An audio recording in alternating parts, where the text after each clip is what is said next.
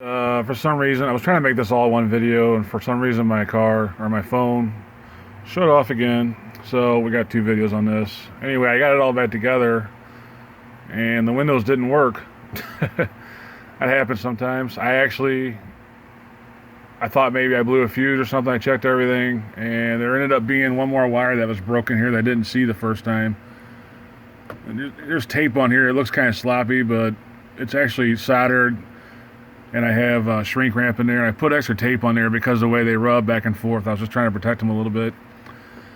So it's a little sloppier looking than what I'd like to have, but it's a little heavier duty than it would have been if I just had the shrink wrap on it. But anyway, so now there's three wires that repaired. This third wire that was broke actually wasn't broke in half. It was broke inside the insulation. So that's why I didn't see it the first time.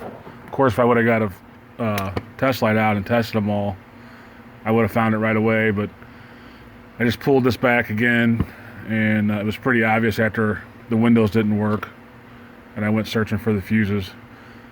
So, keys on, doors open. You can see the windows go up and down now.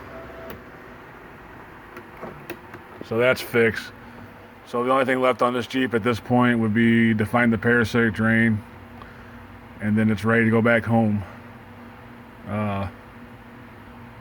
Again, it's getting late today. Got a late start today.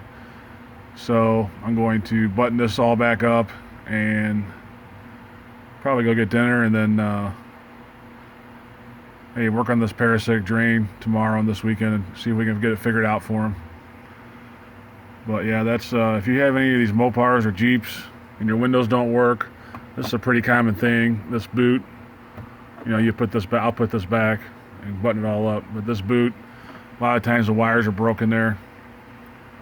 And you know, if you're blowing fuses, there's a reason why fuses don't wear out generally. So if you are blowing fuses on something, you probably have a short or something's pulling too many amps, something like that, because I know some people, I'm not saying I don't know, he didn't change the fuses on this, I'm just talking about in general now, that if you have a blown fuse or something keeps blowing a fuse, then you have a problem. Besides, generally fuses will not blow on their own. So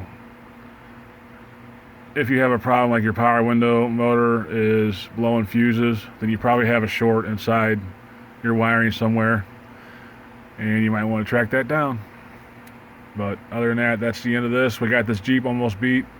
Got one more issue to take care of, and then it's going back home.